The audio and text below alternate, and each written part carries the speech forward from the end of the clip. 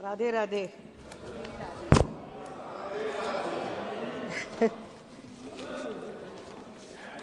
To 2005-06 के budget पर सदन में चर्चा हो रही है।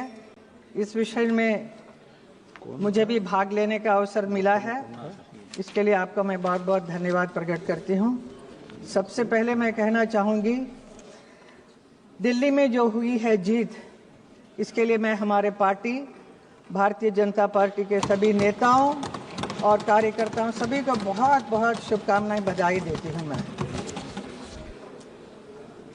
महोदय, वित्त मंत्री निर्मला सीतारामन जी मोदी जी के सरकार में नारी शक्ति का प्रतीक तो है, साथ ही ग्लोबल लेवल पर भी आज वो भारत की नारी शक्ति का गौरव के साथ रिप्रेजेंट कर रही हैं।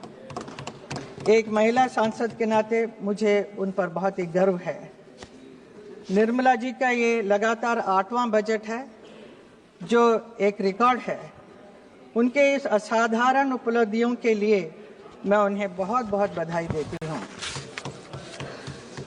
भारत आज दुनिया का सबसे तेज गति से विकसित हो रहा देश है। प्रधानमंत्री श्री नरेंद्र मोदी जी के मार्गदर्शन में वित्त मंत्री निर्मला जी ने जिस प्रकार इस संकट काल में, कठिन परिस्थितियों में देश की अर्थव्यवस्था को टॉप पर लेकर आई हैं, उसके लिए मैं उन्हें बहुत बहुत बधाई देती हूं। और उन्हें इतना ही कहना चाहूंगी कि जलाने वाले जलाते ही हैं चिराग आखिर, ये क्या कहां की हवा तेज है जमाने की। अध्यक्ष महोदय, महाकुंभ के विषय में कुछ बोलना चाहूंगी। मैं उत्तर प्रदेश से सांसद हूं, जहां तीर्थराज प्रयाग में भारत की महान सांस्कृतिक परंपरा का महाकुंभ चल रहा है।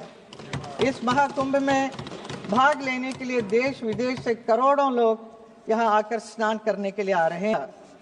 मैं विश्व के सबसे बड़े धार्मिक आध्यात्मिक समागम प्रयागराज महाकुंभ के सफल आयोजन के लिए उत्तर प्रदेश के यशस्वी मुख्यमंत्री योगी आदित्यनाथ जी का कोटि कोटि अभिनंदन करती हूँ।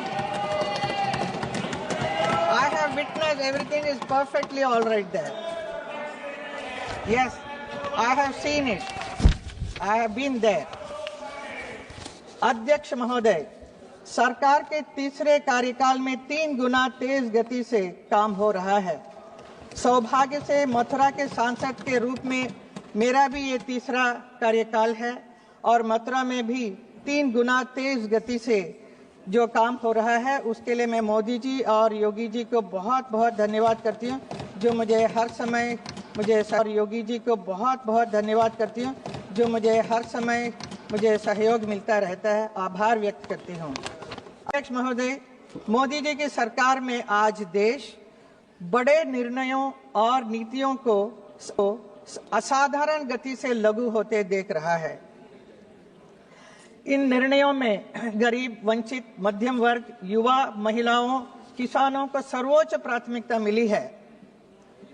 बजट पर अब तक हमारी पार्टी के कई माननीय सांसदों ने इधर बात की है, अपने विचार रखे हैं। बजट के घोषणाएं किस प्रकार देश की जनता के लिए हितकारी है, विस्तार से सब लोगों ने बताया है, तो उन्हीं बातों को मैं वापस नहीं दोहराना चाहूंगी। मैं उन सबका समर्थन करती हूं। बजट के कुछ फ्यू पॉइंट्स है जिसमें मैं कहना चाहूंगी। अध्यक्ष जी, वित्त मंत्री जी ने इस बात पर जोर दिया है कि भारत की इकोनॉमी में महिलाओं की भागीदारी बढ़े। उन्होंने 70% महिलाओं का आर्थिक गतिविधियों से जुड़ने के लिए कदम उठाने की बात की है। मैं देश की अपनी नारी शक्ति से यही कहना चाहूंगी, तुम्हारे हौसले अधूरे हैं, उड़ान बाकी है, ये तो सिर्फ थोड़ा है, आसमान बाकी है। नाम तेरा भी होगा, काम तेरा भी होगा, अभी तो तुम्हारी पहचान बाकी है। एजुकेशन सेक्टर की बात करें तो अगले 5 वर्षों में सरकारी स्कूलों में 50,000 अटल टिंकरिंग लैब की स्थापना और भारत नेट परियोजना के अंतर्गत ग्रामीण क्षेत्रों में सभी सरकारी प्राथमिक स्कूलों में ब्रॉडबैंड कनेक्टिविटी बहुत अच्छा कदम है। हेल्थ सेक्टर में कैंसर की 36 मेडिसिन पूरी तरह से ड्यूटी फ्री कर दी गई है। अगले 3 वर्षों में सभी जिला अस्पतालों में ये डे केयर कैंसर सेंटर स्थापित करने की सुविधाएं प्रदान करने का निर्णय किया गया होगा। यूथ सेक्टर में बजट में देश के युवा के लिए स्टार्टअप के लिए लोन सीमा को 10 करोड़ रुपए से बढ़ाकर 20 करोड़ रुपया किया गया है। अध्यक्ष महोदय, टैक्स विषय में इस बजट में एक हिस्टोरिकल और पॉपुलर घोषणा की गई है, जिससे पूरे देश के मिडिल क्लास और सैलरी क्लास के बीच खुशी की लहर दौड़ रही है। इनकम टैक्स में अब तक के इतिहास की सबसे बड़ी छूट की घोषणा की गई है। इससे देश के मिडिल क्लास और सैलरी क्लास के बहुत राहत मिली है। इस निर्णय के लिए मैं माननीय प्रधानमंत्री श्री नरेंद्र मोदी जी और माननीय वित्त मंत्री श्रीमती निर्मला सीतारामन जी का देश के करोड़ों मिडिल क्लास और सैलरी क्लास लोगों की ओर से आभार व्यक्त करती हूं। This year budget reflects most sincerely the thought process of our Honorable Prime Minister Modi ji, whose singular aim is to give the Indian population an Amrit Kal for years to come. The wealth creators to the economy are also not looked down upon as filthy rich. Tax the rich and feed the poor slogan has been completely erased.